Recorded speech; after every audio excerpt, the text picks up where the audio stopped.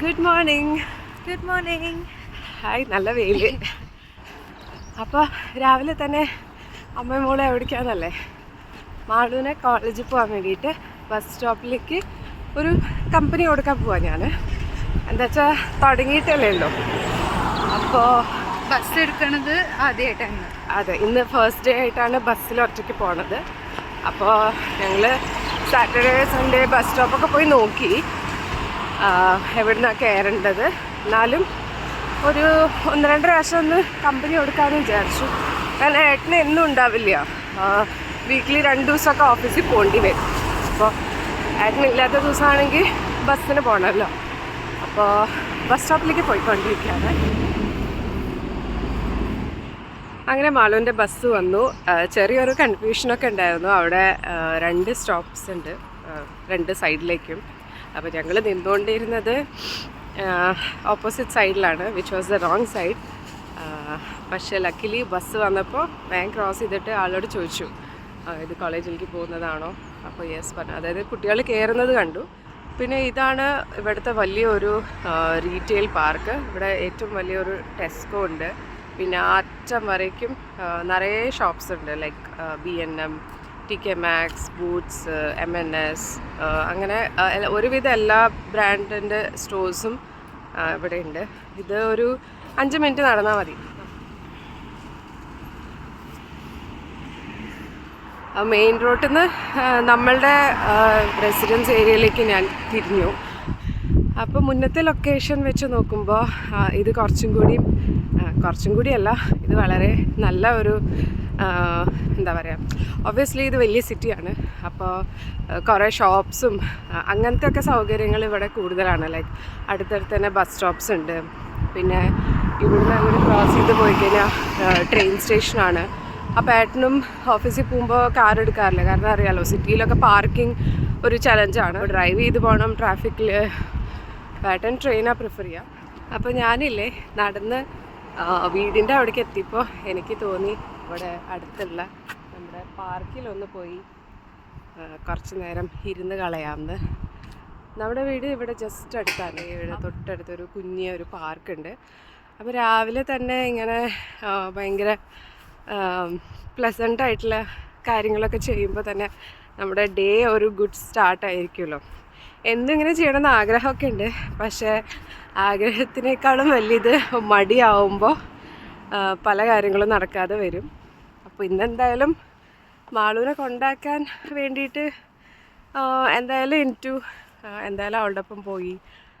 അപ്പോൾ നടന്ന് ഒക്കെ വന്ന് രാവിലത്തെ ആ സൂര്യപ്രകാശമൊക്കെ കിട്ടിയപ്പോൾ തന്നെ നല്ലൊരു മൂഡായിട്ടുണ്ട്. അപ്പോൾ എന്നാൽ കുറച്ചും കൂടിയും പ്രകൃതി ഭംഗിയൊക്കെ ആസ്വദിച്ചിട്ട് വീട്ടിൽ കയറാമെന്ന് വിചാരിച്ചു. ഇപ്പോൾ എത്ര 8:40 9 o'clock ആയി. കടയിലും കൂടിയും പോയില്ലേ, 9 മണിയായിട്ടേ ഉള്ളൂ. നല്ല രസമുണ്ട്. അപ്പോൾ ഞാനീ കുറച്ച് പ്രകൃതി ഭംഗിയൊക്കെ ഒന്ന് ആസ്വദിക്കട്ടെ കേട്ടോ.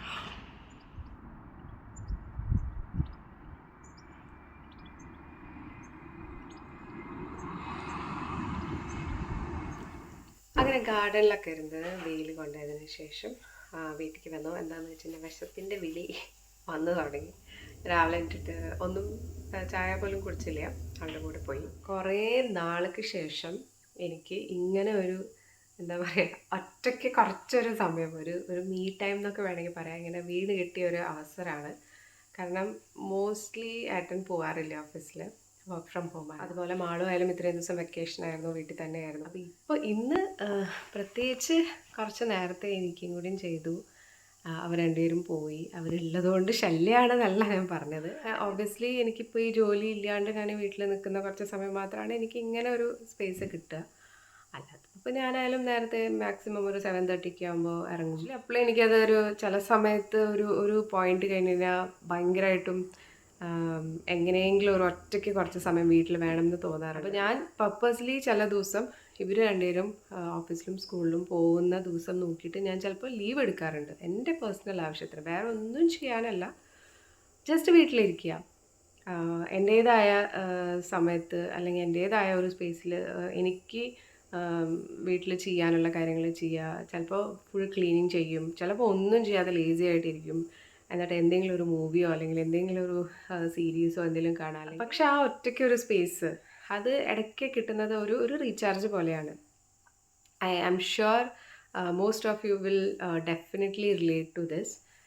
എത്ര പേർക്ക് ഇങ്ങനെയൊക്കെ ഫീൽ ചെയ്യാറുണ്ട്, അല്ലെങ്കിൽ എത്ര പേര് ഇങ്ങനെയൊക്കെ ട്രൈ ചെയ്യാറുണ്ട് മീ ടൈം കണ്ടെത്താൻ വേണ്ടിയിട്ട് എന്നെൻ്റെ അടുത്ത് പറയണം. അല്ലെങ്കിൽ നിങ്ങൾ ഏതൊക്കെ രീതിയിലാണ് നിങ്ങൾക്ക് ഒരു മീ ടൈം കണ്ടെത്താറ്, അല്ലെങ്കിൽ അത് നിങ്ങൾക്ക് എത്രത്തോളം സാറ്റിസ്ഫാക്ഷൻ അല്ലെങ്കിൽ ഹാപ്പിനെസ് തരാറുണ്ട് എന്നൊന്ന് പറയണം കേട്ടോ. ഞാനിപ്പോൾ ഇന്ന് വന്ന പാടെ നിറച്ച് എണ്ണ പൊത്തി വെച്ചിട്ടുണ്ട്. കുറച്ച് എന്താ പറയുക ഓയിലൊക്കെ തേച്ച് കുറച്ച് നേരം ഇങ്ങനെ ഇരിക്കാമെന്ന് വിചാരിച്ചു.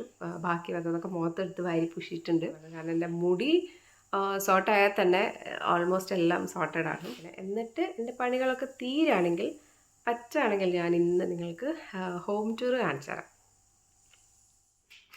അപ്പോൾ ഞാൻ കുളിച്ച് സിന്ദൂരക്കുട്ടിയായി, മുടിയൊക്കെ നന്നായിട്ട് വാഷൊക്കെ ചെയ്തു. അപ്പം തന്നെ നല്ലൊരു ആശ്വാസം. അപ്പോൾ ഇനി ലഞ്ച് പരിപാടി നോക്കട്ടെ. ലഞ്ചെല്ലാം അമ്മ തന്നെ ഉണ്ടാക്കിയേ. ഞാൻ ജസ്റ്റ് മുട്ട ബുർജി ഉണ്ടാക്കിയിട്ടുണ്ടായിരുന്നു കുളിക്കാൻ പോകുന്നതിന് മുമ്പ്.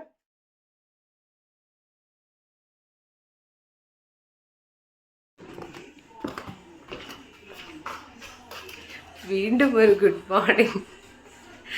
എന്താണെന്ന് വെച്ചാൽ എൻ്റെ മുഖം കണ്ടാൽ അറിയാലോ, നല്ല ഒരു ഉറക്കം ഉറങ്ങി എണീറ്റ് വരുന്ന വരവാണ്.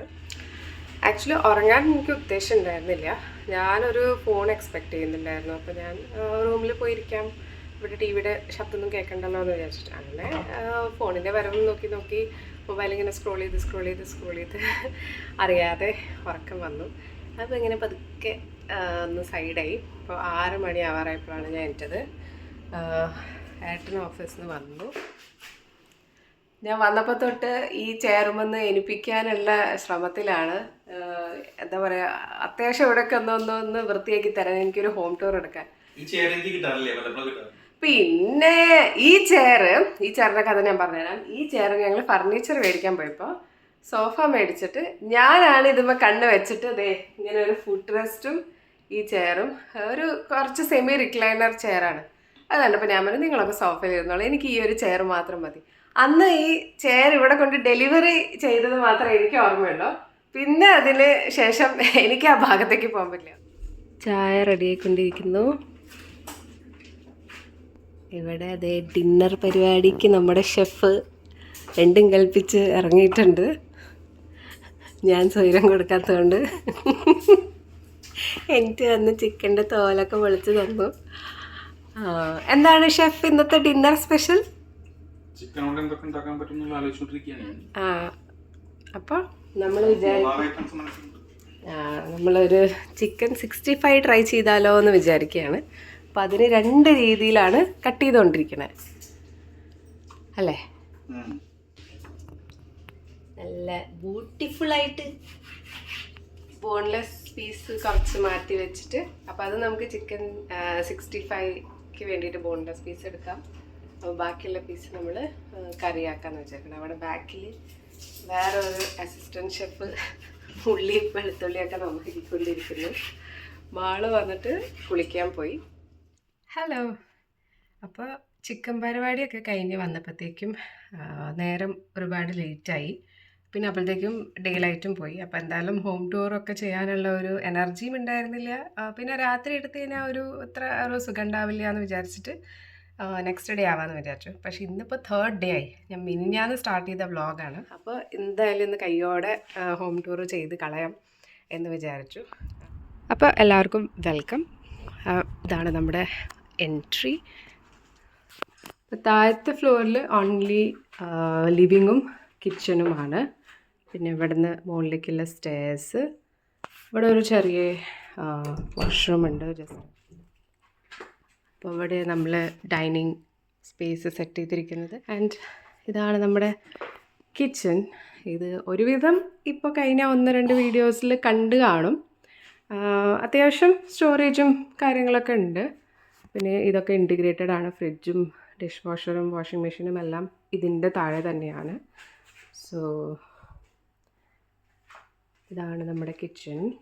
പിന്നെ ഞാൻ നേരത്തെ പറഞ്ഞല്ലോ, ഇവിടെ നമുക്ക് ഗ്യാസ് ഹോബല്ല, ഹോട്ട് പ്ലേറ്റ് ആണ്.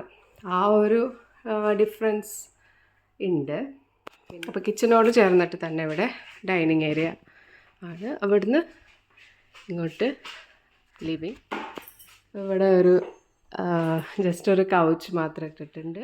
ആൻഡ് ഇതാണ് നമ്മുടെ TV സ്പേസ്. പിന്നെ ഇത് ടെമ്പിൾ. ഇതൊക്കെ നമ്മൾ അവിടെ നിന്ന് തന്നെ കൊണ്ടുവന്നതാണ്. നമ്മുടെ പഴയ വീട്ടിലുണ്ടായിരുന്നത് തന്നെ നമ്മുടെ അമ്പലമൊക്കെ വെച്ചിരുന്ന ഒരു സ്ഥലം. ആൻഡ് ഇവിടെ ഒരു നോർമൽ ഒരു റിക്ലൈനർ ചെയർ. ആൻഡ് ഇവിടെയാണ് നമ്മുടെ ലോണിലേക്കുള്ള എൻട്രി.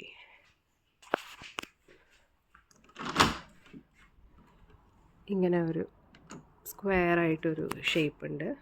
നമുക്ക് ഇനി കുറേ ചെടികളൊക്കെ ഇനി വെക്കണം. ഇനി നമുക്ക് മുകളിലേക്ക് പോവാം.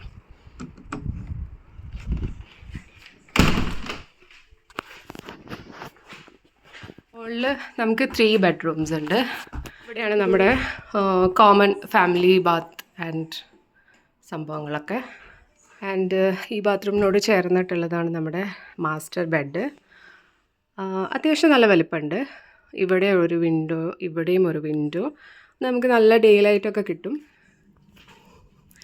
ഫുൾ ലെങ്ത് മിറർ ഉണ്ട്. ഇവിടുന്ന് ആണ് നമ്മുടെ സെക്കൻഡ് ബെഡ്റൂം. വാർഡ്രോബും ബെഡും അതേപോലെ ഒരു സ്റ്റഡി കോർണറും അത്രയുള്ള സ്ഥലമല്ലോ. ഇതൊക്കെ കൈൻഡ്ലി ഇഗ്നോർ. പിന്നെ വീട് എന്ന് പറയുമ്പോൾ ഇങ്ങനത്തെ കാര്യങ്ങളൊക്കെ എല്ലായിടത്തും പ്രതീക്ഷിക്കാമല്ലോ. തോർത്തുണ്ടാവും, തുണി മടക്കിയതും മടക്കാത്തതൊക്കെ ഉണ്ടാവും. പിന്നെ ഇവിടെ ഈ റൂംസിൽ നിന്ന് ഫ്രണ്ട് വ്യൂ ആണ്. നമ്മുടെ ബെഡ്റൂമിൽ നിന്നാണെങ്കിൽ ഗാർഡൻ വ്യൂ ആണ്. ഞാൻ കാണിക്കാൻ വിട്ടുപോയി. ആൻഡ് ഇവിടെ നിന്നാണ് നമ്മുടെ തേർഡ് റൂം, വിച്ച് ഇസ് ഇപ്പോൾ ഒരു ഓഫീസ് സ്പേസ് ആയിട്ടാണ് നമ്മൾ കൺവേർട്ട് ചെയ്തിരിക്കുന്നത്. അതിന് വേണ്ടിയിട്ടുള്ള ഇതായിട്ട് തന്നെയാണ് തോന്നുന്നത്. പിന്നെ വേണമെങ്കിൽ നമുക്കൊരു തേർഡ് ബെഡ്റൂം ഒരു സിംഗിൾ ബെഡ് ഇട്ടിട്ടൊക്കെ ആക്കാം. പക്ഷെ നമ്മളിവിടെ എന്തായാലും കോട്ട് മേടിക്കാൻ ഉദ്ദേശിക്കുന്നില്ല. അപ്പോൾ ഇതാണ് നമ്മുടെ കുട്ടി വീട്, നമ്മുടെ ഒരു ഹോം ടൂറ്.